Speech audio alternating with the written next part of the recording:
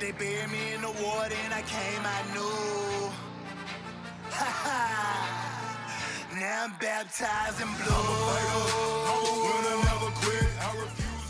Welcome to the Officer Autumn podcast, the only podcast designed specifically for female cops in mind. I hope you enjoy this podcast episode. So I found this soap company that's Leo owned, and they make women soap and men soap. And here's why this is important. There's a lot of excellent homemade and handmade and all natural soap, but they don't make men and women's soap. And so I found this company. It's called Patriots and Company. Highly suggest you look it up and check them out. I have a whole box of their soap that they sent me, and my favorite one is called American Woman. It's pink, smells amazing. I've been washing with Beautiful Badass. That's really nice too. They have a Whiskey Girl one that I really like. Anyways, go check it out. They also have scents for men, but I wanted to just give them a quick shout out on here because I wanted to tell you about that because, look, we're ladies. We need to know the companies that are doing things for us. Today, I'm fired up. We're going to talk about the Great Misconception in law enforcement. I want to welcome you. I want to thank you so much for allowing me to be in your ears. It means a lot to me. If you are brand new to me, brace yourself, because today I'm fucking fired up, which means put headphones on or turn the fucking volume down. If you enjoy this podcast episode, would you do me a favor and would you just share this out to another female officer who could use the support? We have over 200 episodes. The majority are designed for any officer, but the last 50 to 100 are strictly for female officers.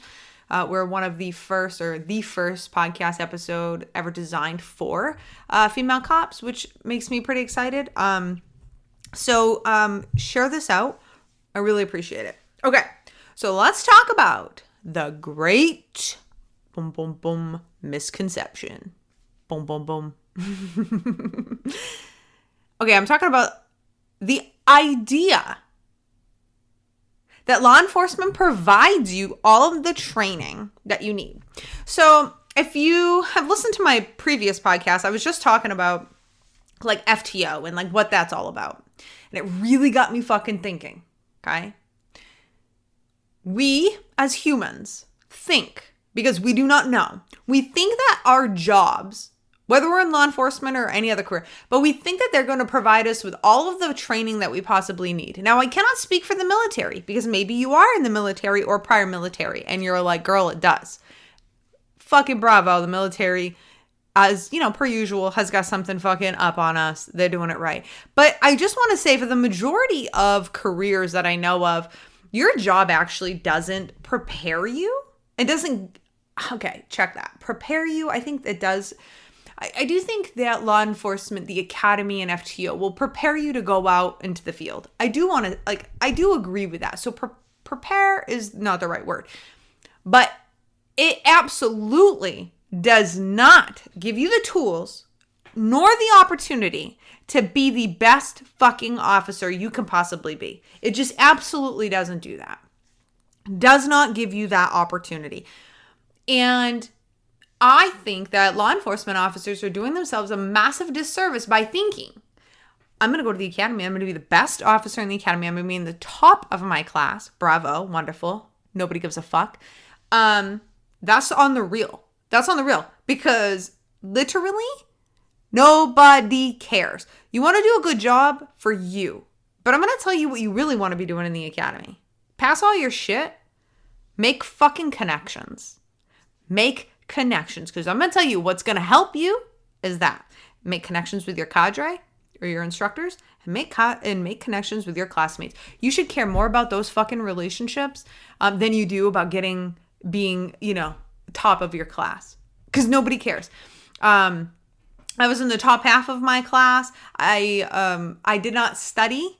I studied a little bit because I was a little bit afraid that I was going to fail some shit. And there was some things like I did need to study. I won't lie. But I'm not a big I've never been a girl who will sit down and like just study her fucking face off. It's just not who I am. I've never been that way. I'm a fly by the seat of my pants kind of person. That was my approach to most of the academics. I listened in class. I took notes. I talked a lot with my classmates. Like I would spend time actually talking about the concepts because I was trying to understand them. Like I'm not going to understand them by taking a test. I'm going to understand them as I'm practically utilizing them. So I did spend a lot of time doing that. But what I also spent a lot of time doing was building relationships in the academy. Now, I'm confident that I can call pretty much anybody in my 60-person academy. They will know who I am, number one. And number two, we will have a good rapport. I was friends with the most hated kid in the academy. And I was friends with everybody in between. I don't really think we had like a most loved person. I won't lie about that. But, from one end of the state to the other, because we all go to the same police academy in Maine, like I was friends with them all.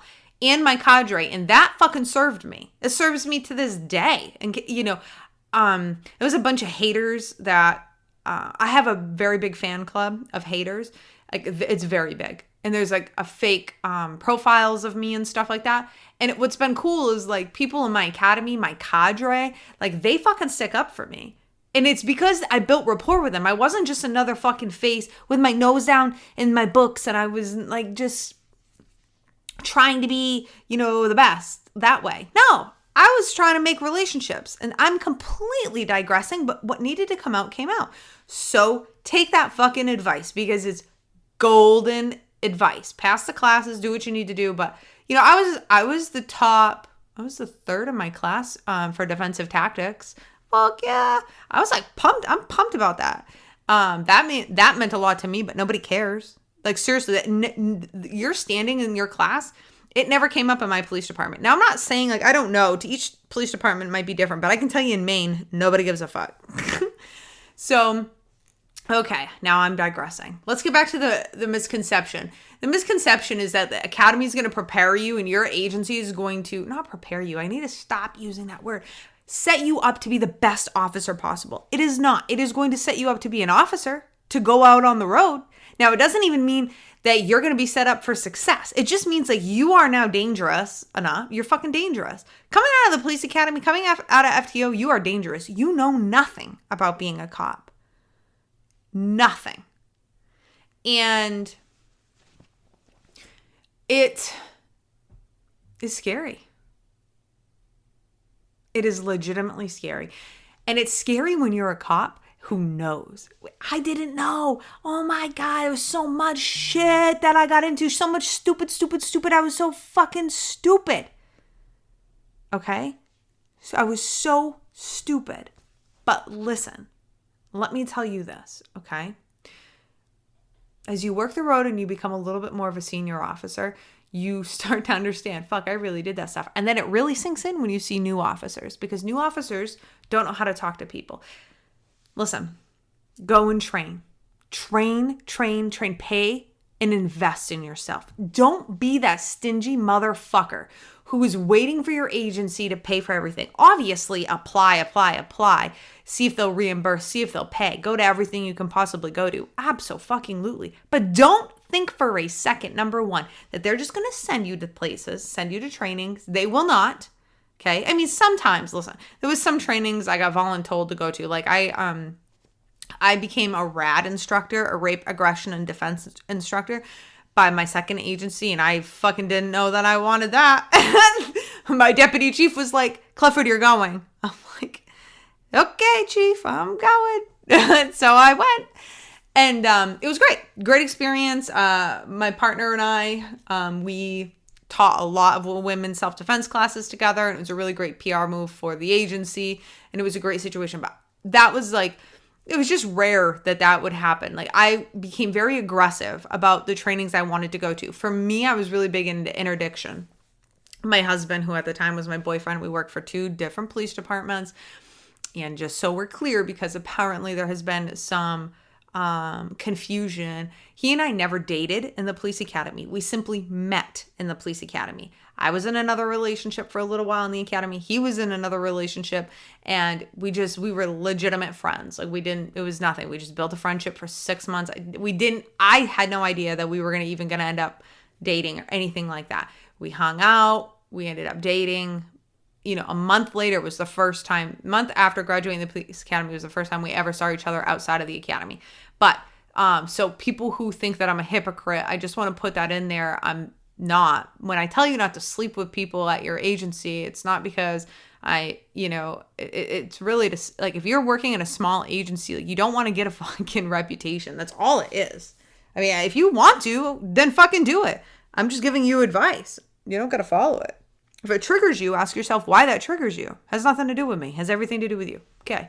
I digress. I told you I was fired up. And when I get fired up, you guys know how I talk. I go all fucking over the place.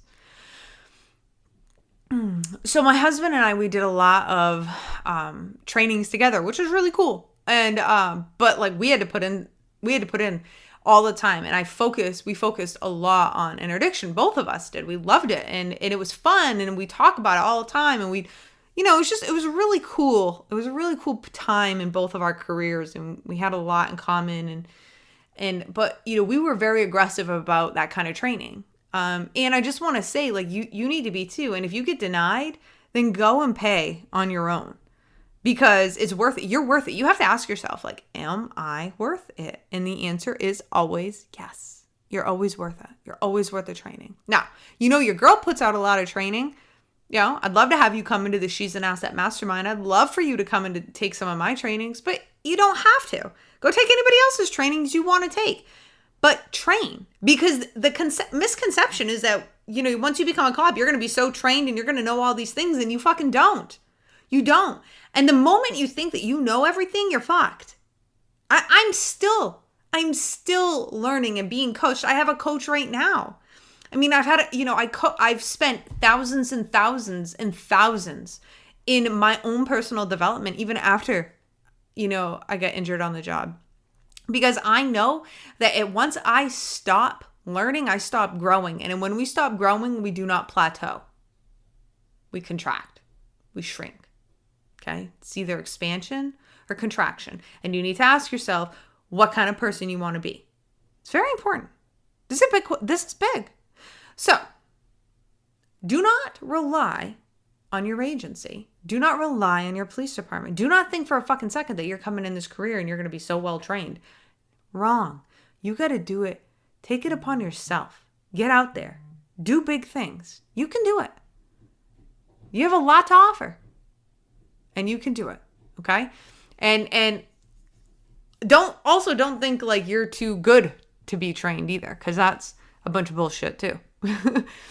Yeah, you do need to put a little humble pants on, little humble pie, and understand that everybody could use really good training, and everybody needs to continue to be training. And it doesn't matter whether you're the boots on the ground, a sergeant, lieutenant, deputy chief, or the chief himself. I always respect the leader who's continuing to train, because that leader is probably going to be a damn good leader. The person who stops fucking training at any point plateaus. Not plateaus, they shrink. There's no such thing as a plateau.